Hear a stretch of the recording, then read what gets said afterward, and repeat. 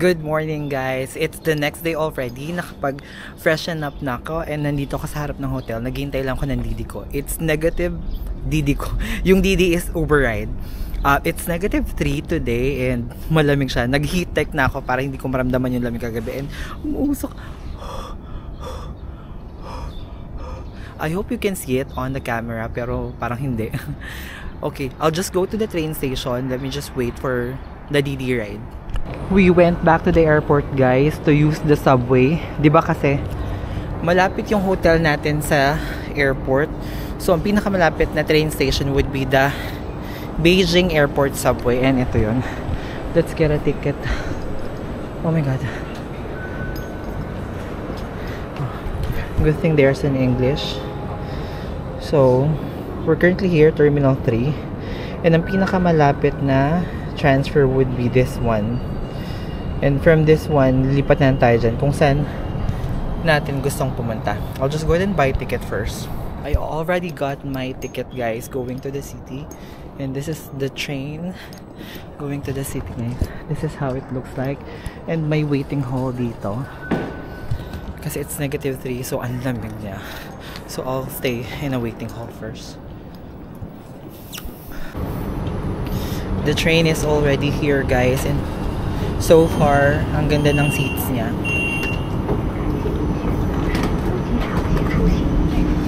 Dear passengers, the train is equipped with USB charging ports and luggage straps. Please use them according to the instructions on the sign. Thank you for choosing the Capital Airport Express.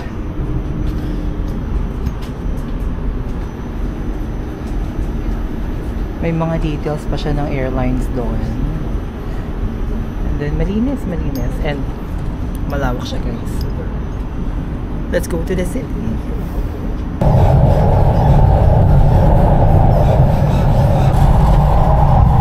If you're wondering ano na itsura ng Beijing right now sa labas, actually tuyo na yung mga trees kasi it's already like going winter and the temperature right now is negative 3. So, tagang branches na lang siya. Later, I'll show you pag napadaan tayo sa mga trees. Ayan guys, tuyo na yung mga branches. Tuyo na yung mga trees nila. Talagang branches na lang at wala nang. See? And ang lamig niya guys. Oh my god, ang lamig dito. So, 西直门换乘地铁4号线。 So we've made it outside guys. Right now, nasa labas ako ng Beijing railway station. Ito yung pinaka main station. Sorry, I stand corrected. Basta ito yung Beijing railway station guys. This is how it looks like. In fairness, ang laki niya.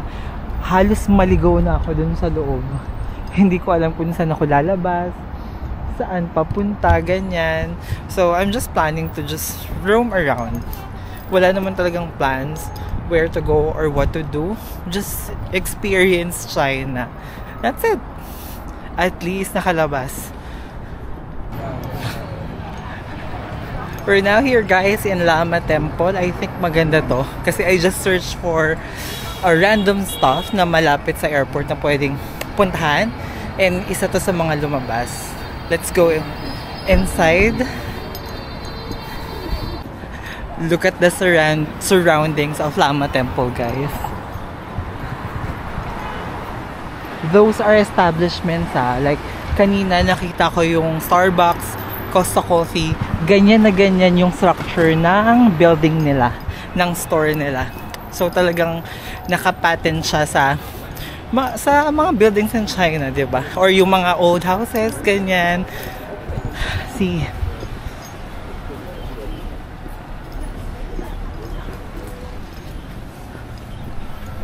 Nakita ko na yung entrance guys. This is the entrance of the Lama Temple. Let's go inside. I hope makakuha tayo ng magandang pictures. Pero ang daming tao. Grabe. Ang daming tao. Pila. Parang hindi naman tayo makakuha ng magandang photo dito. Look at the number of people. Lahat ng tao nandito.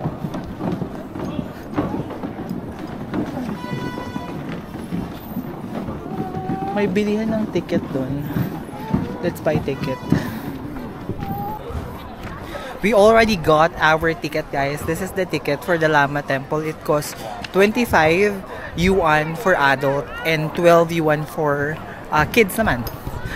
And let's go inside na. Ang daming tao. I'm not sure kung makakakuha ko ng magandang photo dito. Pero let's try. Let's just enjoy it. Just to share with you guys, diba galing tayo ng Japan and the autumn color is superb. It's very beautiful. But winter color, meron din siyang gist, meron din siyang ganda on his own. Look at this. Look at that. Ang ganda rin ng rehistro niya, guys, sa camera. Ang dami lang tao eh. Pero if konti lang yung tao, I guess makakapag-picture tayo ng maayos sa gitna. Pero ang ganda rin pala ng mga to yung puno. Wait, I'll just took a photo on my phone, okay? So, we're near to the entrance na, guys. This is the entrance. Look at that beauty. I think pwedeng pumasok sa mga maliliit na houses na to. Let's see, mga Buddhas ata to, or I don't know.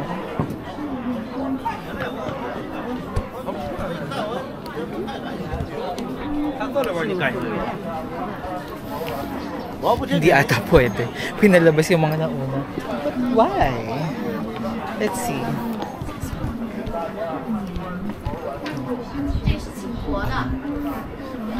Bawal daw. So wag.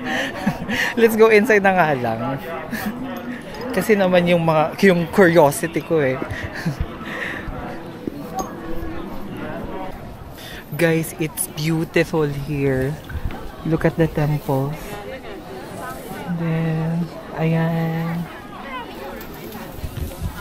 I thought magiging tulad lang siya ng mga temples sa Malaysia, but it has its own beauty na maipagyayabang. Ang ganda. Well, huwag tayo masyadong maingay because others are praying. This is the temple. You can go inside, I guess. But I'm not sure if I'm going inside. You know what, guys? I saw other people na they're wearing the traditional costumes of Chinese and they're very beautiful. Look at them. This one, I think she's having, like, she's doing a photo shoot. See, she's beautiful, diba? You know, ayun pa yung iba. Ganda. I wanted to take pictures here.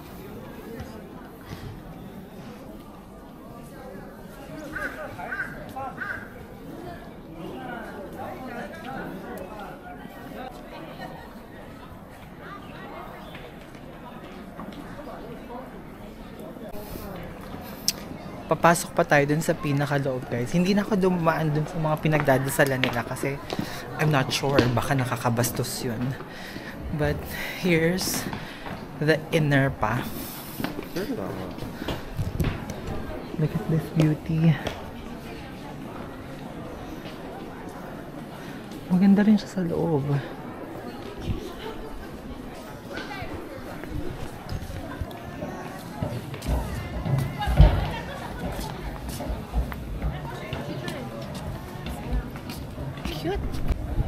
Nandito pa rin tayo sa loob, guys, and everyone is busy. They're praying. They have incense, and I found this barrel. That barrel.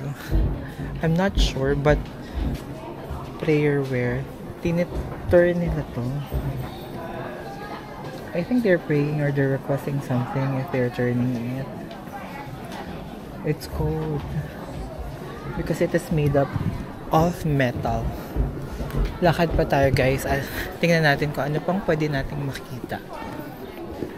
Hindi na ako papasok specifically sa mga temple kasi baka hindi sila pwedeng videohan. But eto yung itsura niya. Diba? Everything here is pretty. I think I'll have to go out na to check the outside.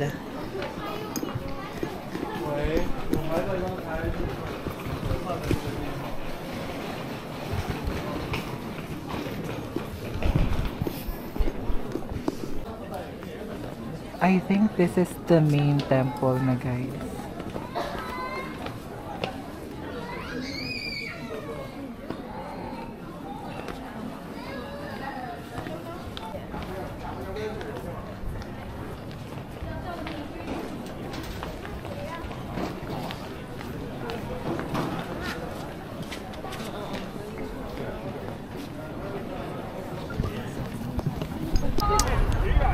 So right beside the Lama Temple, guys, there is a park na pwede nyo rin gawing side trip.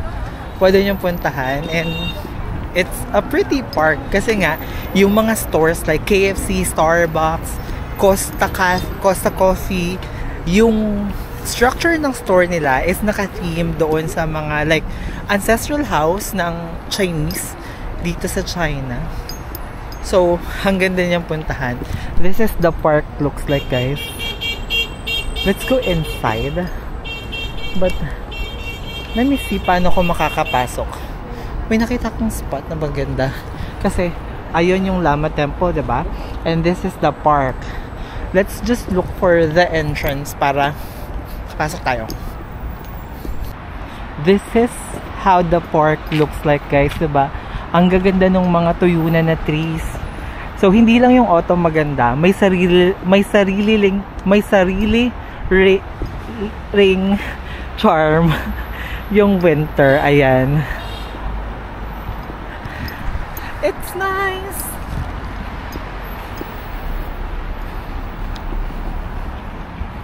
May platform dito, guys. So, umakyat ako sa platform para makita. Ito mga restaurant stores. Ayan. Ayan siya, guys. See, it's beautiful.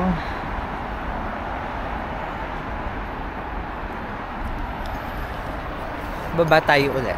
Tingnan natin ano pang pwede natin makita.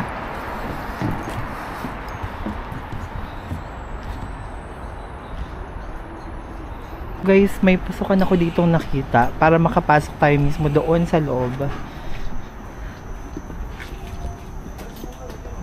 This is a cafe. So, parang ang atake nito is old village ng China. Kasi pare-pareho yung structure ng mga establishments.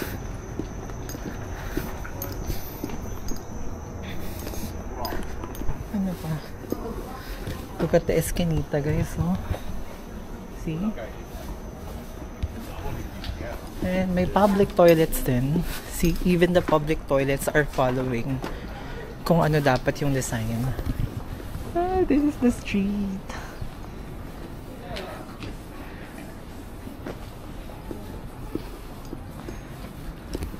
Para kang bumabalik sa nakaraan. Ayun yung theme nitong area na to, nitong park na to.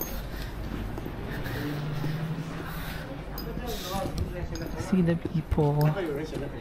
It's cute.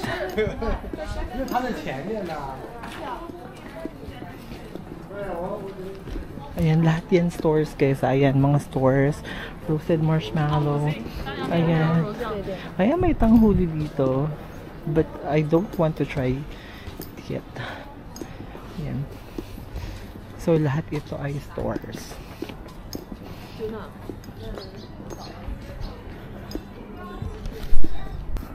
Naglalakad-lakad lang ako around the area ng Lama Temple and yung park. Ang dami pa lang pwedeng puntahan sa area na to, guys. So, if you have a layover here, might as well choose this layover spot. Kasi you have the Lama Temple, the park there, and may temple pa dito. And then, I found a beautiful resto, guys. This one, oh. That one, it's beautiful. So that is the end of our quick Beijing tour, guys. I am now back in PEK, Beijing Capital Airport. And I almost forgot, if you're wondering how PEK or Beijing Capital airport looks like. Let me show you quickly. It's massive. Look at that. May ganyan pa siya. Malaki ganyan.